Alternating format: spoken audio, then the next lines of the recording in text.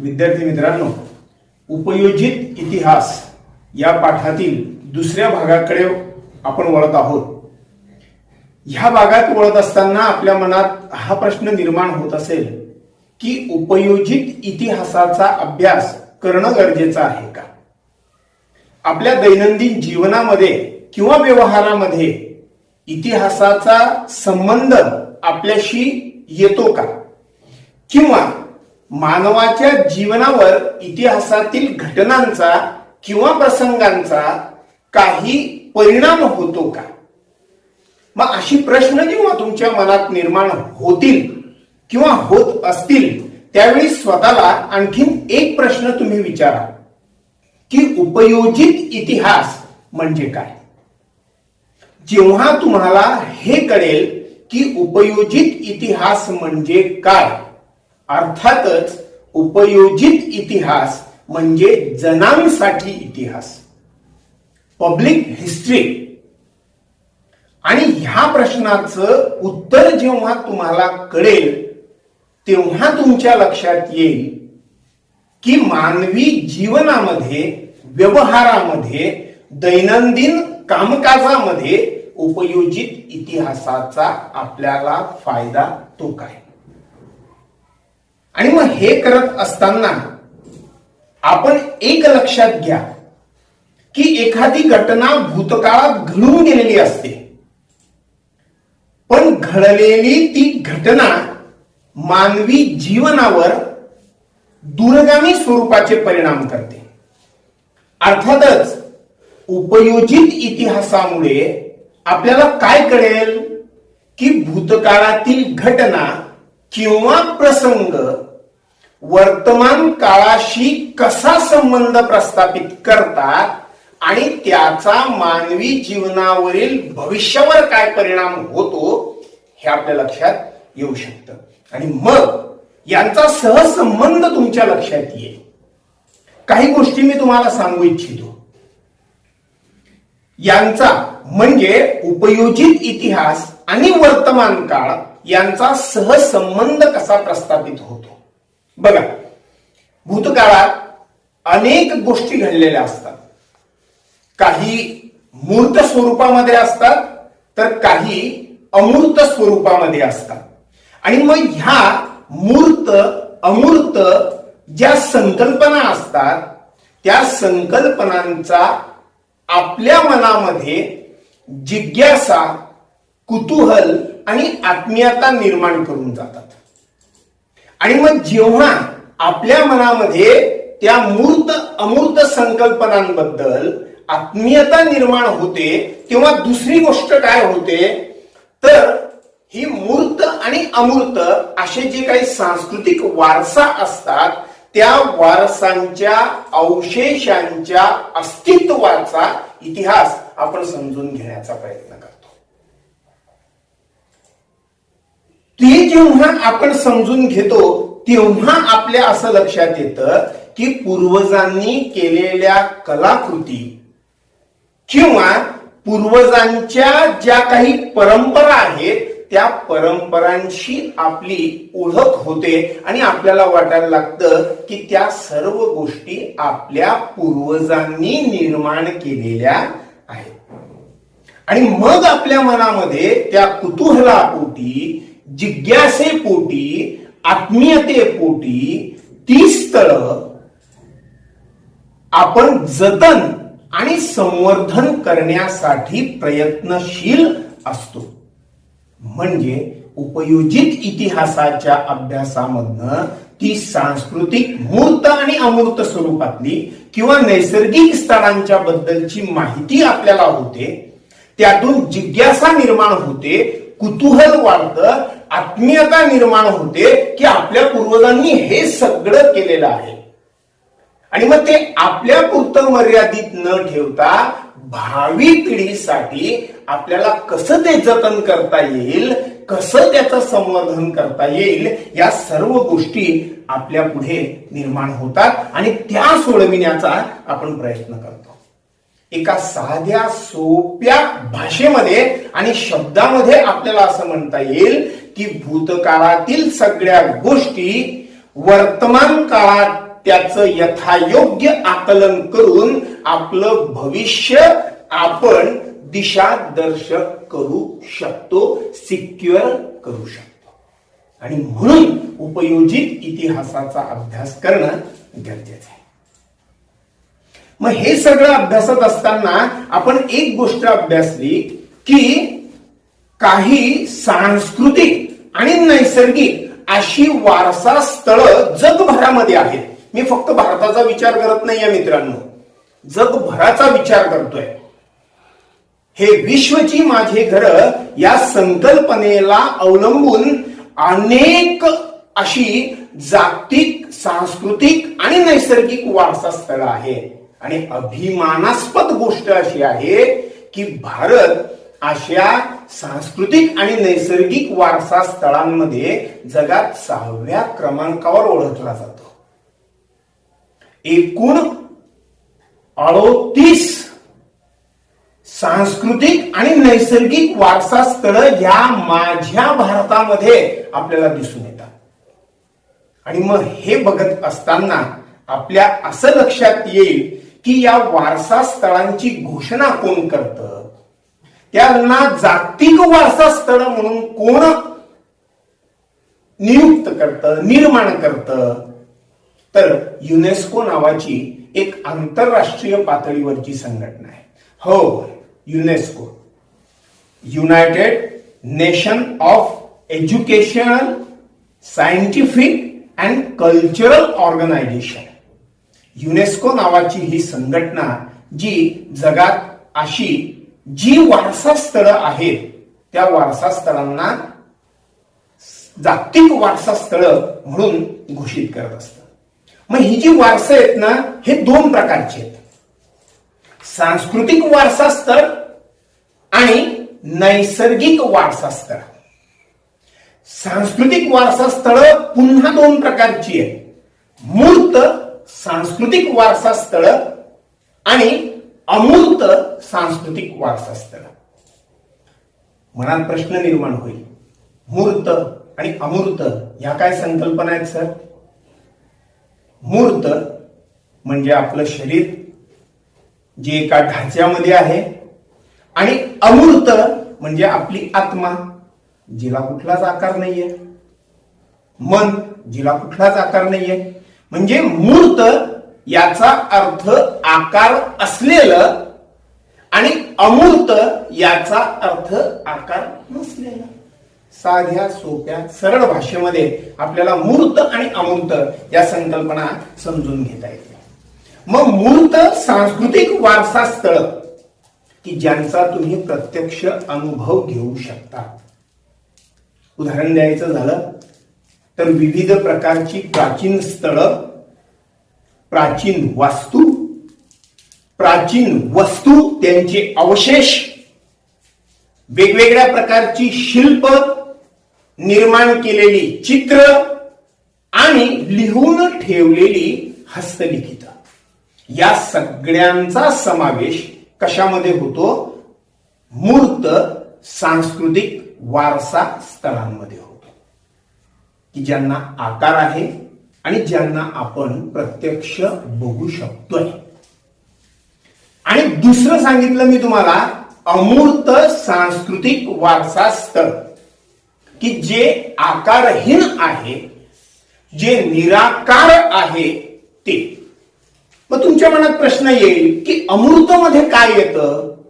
तर विविध प्रकारच्या ज्या मौखिक परंपरा आहेत आणि त्यांच्यासाठी वापरली जाणारी जी भाषा आहे ते, त्याच्या जोडीला विविध प्रकारचं पारंपरिक ज्ञान, विविध प्रकारच्या धार्मिक विधी, यज्ञ, होम, हवन यांच्यासारख्या विविध प्रकारच्या कला, पारंपरिक कौशल्य आणि ही कौशल्य सादर करणारा समूह, गट, ही सगळी काय आहेत? अमूर्त सांस्कृतिक वारसा स्थळ. मग जगामध्ये वारसा स्थळांमध्ये नैसर्गिक वारसा स्थळांचा सुद्धा समावेश होतो, की ज्यात ते निसर्गतः उपलब्ध झालेले आहेत. प्राणी असतील, वनस्पती सृष्टी असेल, विविध प्रकारच्या परिसंस्था असतील किंवा भूरचनात्मक वैशिष्ट्य असतील, ही सगळी जागतिक नैसर्गिक वारसा स्थळ म्हणून केली जातात. जे मगाशी मी तुम्हाला सांगितलं की आपल्या भारतामध्ये एकूण 38 जागतिक वारसा स्थळ आहेत. त्यातली 29 वारसा स्थळ ही सांस्कृतिक वारसा स्थळ म्हणून ओळखली जातात. त्यातली 8 ही नैसर्गिक वारसा स्थळ म्हणून ओळखली जातात आणि एक जे आहे ते मिश्र स्वरूपामध्ये म्हणजे सांस्कृतिक आणि नैसर्गिक अशा दोन्ही स्वरूपांमध्ये ते ओळखलं जातं. जगात चीन सारखा देश असेल, इटली सारखा देश असेल की ज्या देशांमध्ये 55 जागतिक वारसा स्थळं आहेत, स्पेनमध्ये 48 आहेत, जर्मनीमध्ये 46 आहेत, फ्रान्समध्ये 45 आहेत आणि भारताचा 6वा क्रमांक लागतो की जिथे 38 अशी वारसा स्थळं आपल्याला दिसून येते. मग हा जो वैश्विक ठेवा आहे, हा वैश्विक ठेवा आपण पुढील पिढीसाठी जतन करून ठेवणं गरजेचं आहे. फक्त जतन करून चालणार नाहीये मित्रांनो, तर त्याचं संवर्धन होणं सुद्धा गरजेचं आहे. आणि मग हे संवर्धन करण्यासाठी या सर्व गोष्टी नामशेष होऊ नयेत, नष्ट होऊ नयेत, यासाठी अनेक संस्था प्रयत्नशील असतात. त्यातली मगाशी तुम्हाला सांगितलेली एक संस्था म्हणजे युनेस्को. तर अशी ही सगळी वारसा स्थळं आपल्याला बघता येऊ शकतात. मग युनेस्को ही जी जागतिक वारसा स्थळं घोषित करतो ती वेगवेगळे अंदाज घेऊन करतो. 2012 मध्ये या युनेस्कोने जागतिक वारसा स्थळांच्या यादीमध्ये पश्चिम घाट रांगांमधील जे कास पठार आहे, सातारा जिल्हा महाराष्ट्रात तुम्हाला माहिती असेल, तिथे कास पठार आहे, त्या कास पठाराचा समावेश म्हणजे पश्चिम घाट रांगांचा समावेश 2012 मध्ये युनेस्कोने आपल्या जागतिक वारसा स्थळांच्या यादीत केलेला आहे. म्हणूनच सांस्कृतिक आणि नैसर्गिक वारसांचं व्यवस्थापन हे उपयोजित इतिहासामध्ये अत्यंत महत्वाचं आहे. आता तुमच्या लक्षात आलं असेल की उपयोजित इतिहासाचा वर्तमानाशी तो संबंध काय. यापुढे जेव्हा आपण असा प्रश्न आपल्या मनामध्ये निर्माण होतो की वारसा स्थळ तर आहेत, पण या वारसा स्थळांचं जतन आणि संवर्धन करण्याची जबाबदारी कोणाची. एक नागरिक म्हणून, मी सुजाण या शब्दाचा वापर करत नाहीये, पण एक नागरिक म्हणून आपलं प्रथम कर्तव्य आहे, जबाबदारी आहे की जी सांस्कृतिक आणि नैसर्गिक वारसा स्थळं आहेत त्यांचं जतन करावं किंवा संवर्धनासाठी सुद्धा आपण मदत केली पाहिजे. भारत सरकारचं पुरातत्व विभाग असेल किंवा INTACH, Indian National Trust for Art and Cultural Heritage नावाची स्वयंसेवी संस्था, यांचं हे कर्तव्य नाहीये, तर यांच्या जोडीला एक जबाबदार आणि सुजाण नागरिक म्हणून आपलं सुद्धा कर्तव्य आहे की आपण या वारसा स्थळांचं जतन आणि संवर्धन करण्याचा प्रयत्न केला पाहिजे. आणि त्यासाठी विविध प्रकारची तज्ञ असतील, त्या तज्ञ लोकांचा सल्ला आपल्यासाठी उपयुक्त ठरू शकतो. 1984 पासून इंटेक नावाची जी संस्था आहे, ही स्वयंसेवी संस्था या जागतिक सांस्कृतिक नैसर्गिक वारसा स्थळांच्या जतनासाठी आणि संवर्धनासाठी प्रयत्न करते. मग याच्यात आपलं योगदान काय, तर एक सुजाण आणि जबाबदार नागरिक म्हणून आपण त्यांचं जतन आणि संवर्धन केलं पाहिजे. आपल्याकडून नासधूस होणार नाही किंवा त्या गोष्टी नष्ट होणार नाहीत हे आपण समजून घेतलं पाहिजे. जी पुरातत्व विभागातली तज्ज्ञ आहेत किंवा इतिहासाशी संबंधित असणारी जी काही तज्ज्ञ मंडळी आहे, त्या तज्ज्ञ मंडळींचा सल्ला सुद्धा आपल्याला उपयुक्त होऊ शकतो. त्यांचा सहभाग आपण या वारसा स्थळांच्या जतनासाठी आणि संवर्धनासाठी करू शकतो. एवढंच नव्हे तर सांस्कृतिक, सामाजिक, राजकीय इतिहासाची जाणीव आपल्याला याच्यामुळे निर्माण करता येऊ शकते. काय म्हटलं? सांस्कृतिक, सामाजिक, राजकीय इतिहासाची जाणीव आपल्याला निर्माण करता येऊ शकते. आपल्या मनात प्रश्न येईल, या जाणीवा निर्माण करून फायदा काय होणार? तर त्याच्यामुळे 5 गोष्टी आपल्याला कळतील. पहिली गोष्ट, वारसा स्थळांचं मूळ स्वरूप न बदलवता त्यांचं जतन आणि संवर्धन करणं आपल्याला शक्य होईल.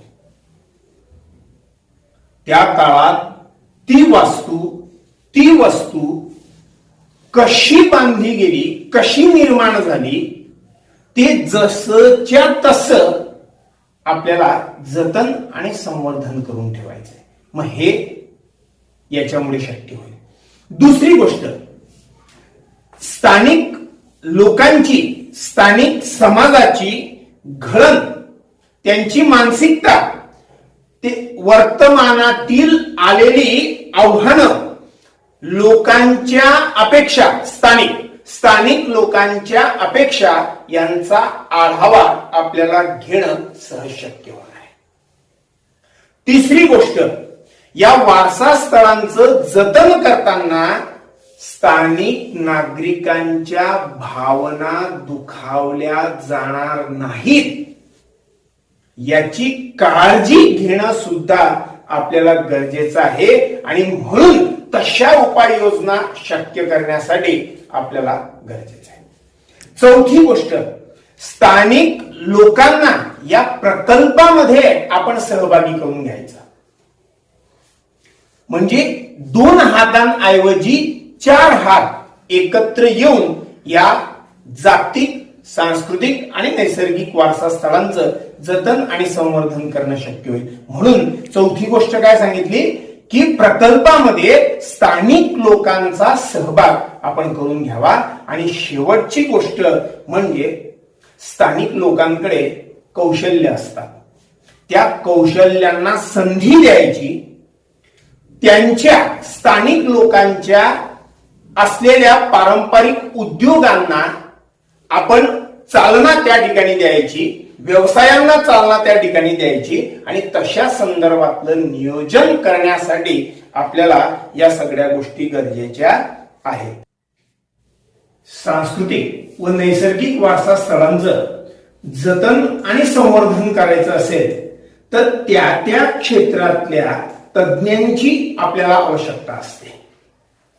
मग ही तज्ज्ञ उपयोजित इतिहासाच्या माध्यमातून आपल्याला मिळवता येऊ शकतात.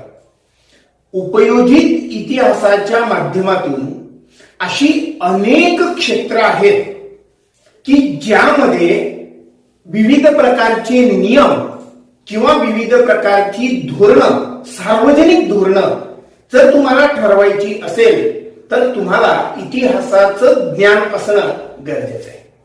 मग आपल्या मनात प्रश्न उपस्थित होतो की अशी कोणती विविध क्षेत्र आहेत की ज्यामध्ये आपल्याला नियम आणि सार्वजनिक धोरण ठरवावी लागतात. त्यातलं पहिलं क्षेत्र आहे संग्रहालय आणि अभिलेखागार. दुसरं क्षेत्र आहे ऐतिहासिक स्थळांचं जतन आणि संवर्धन कसं करावं. तिसरं क्षेत्र आहे पर्यटन आणि आदरातिथ्य म्हणजेच आतिथ्य. आणि चौथं क्षेत्र आहे मनोरंजन आणि संपर्काची विविध माध्यमं. आणि ही क्षेत्र यांच्या व्यवस्थापनासाठी त्या क्षेत्रातला विशेष कौशल्य प्राप्त केलेला व्यक्ती, ज्याला आपण तज्ज्ञ असं म्हणू शकतो, तो असणं आवश्यक आहे. म्हणजेच काय की तुम्हाला हे क्षेत्र सांभाळण्यासाठी त्या क्षेत्रात कौशल्य प्राप्त केलेल्या मनुष्यबळाची, तज्ञाची आवश्यकता आहे. मग अशी कोणती कोणती तज्ञ तुम्हाला हवी असतात की ज्यांनी आपापल्या क्षेत्रामध्ये कौशल्य प्राप्त केलेलं असतं?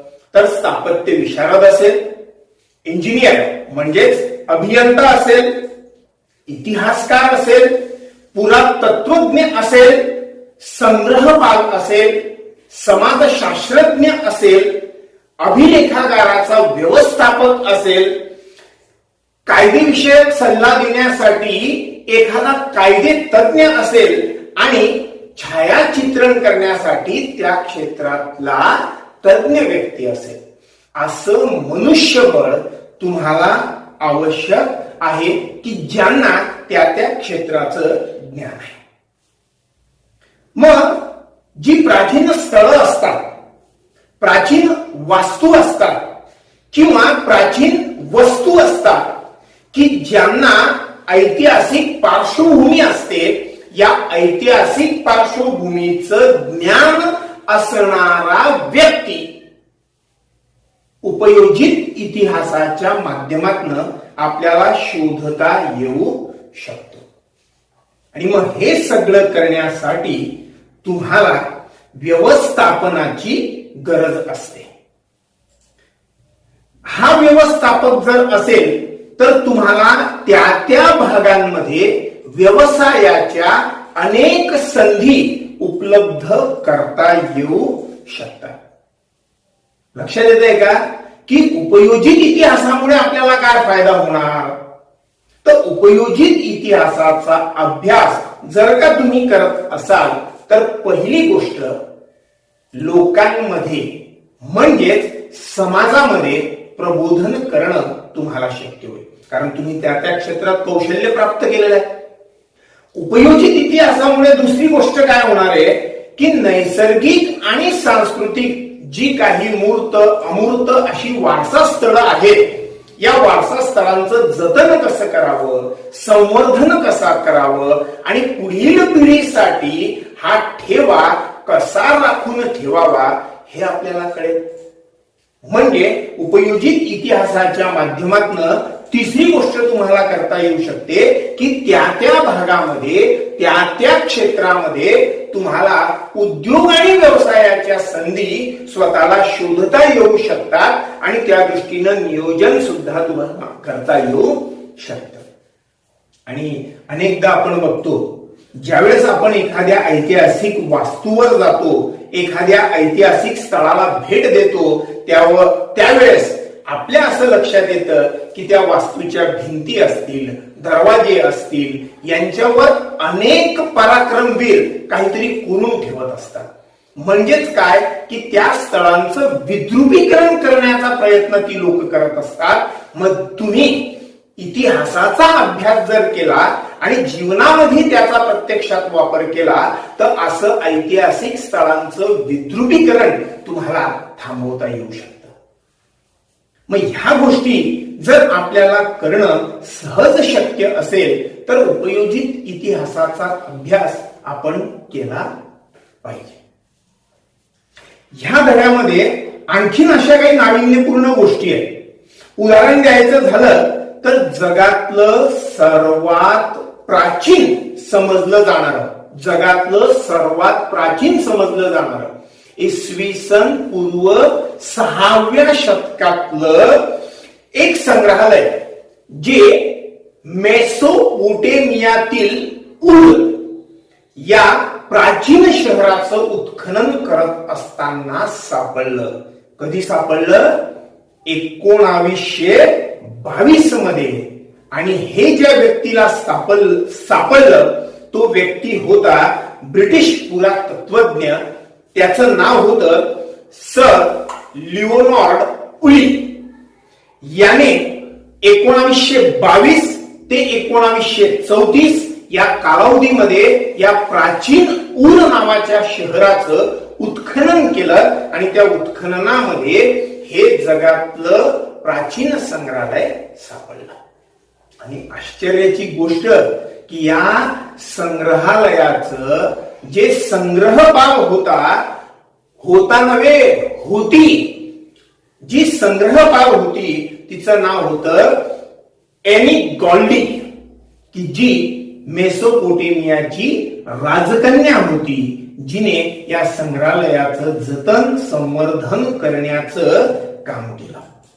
मग या संग्रहालयामध्ये ज्या काही ऐतिहासिक अशा वस्तू आहेत त्या वस्तूंचं वर्णन करणारी एक मातीची वटिका, ज्याला आपण क्ले टॅब्लेट असं म्हणू शकतो, हे सापडलंय आणि याच्यावरनं त्या पुरातत्व वस्तूविषयी आपण माहिती मिळू शकतो.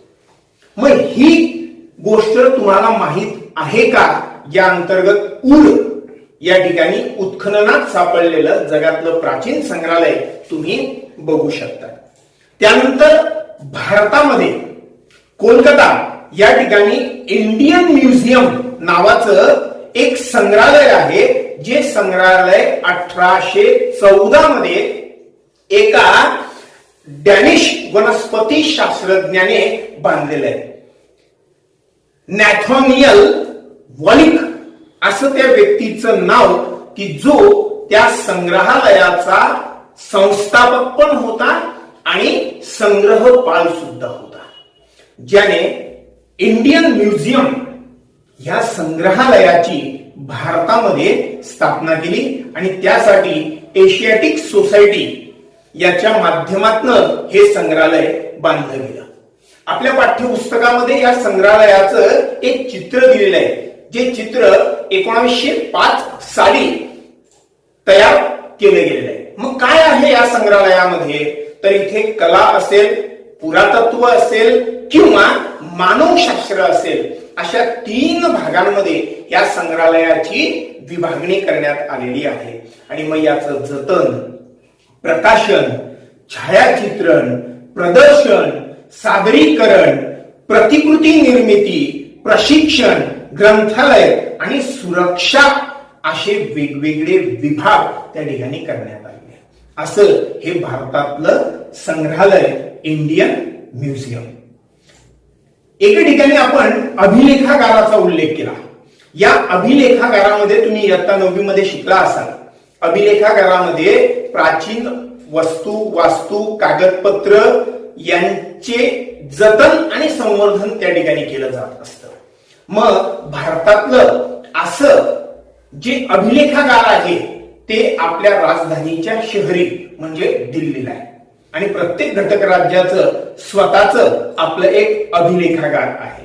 यात वैशिष्ट्यपूर्ण गोष्ट अशी आहे की महाराष्ट्रातील पुणे शहरातील एक नॅशनल फिल्म आर्काइव्ह नावाचं म्हणजे राष्ट्रीय फिल्म संग्रहालय नावाची एक संस्था स्थापन करण्यात आलेली आहे, जी भारत सरकारच्या माहिती आणि प्रसारण मंत्रालय विभागाने तयार केलेली. 1964 मध्ये याची स्थापना करण्यात आलेली आहे.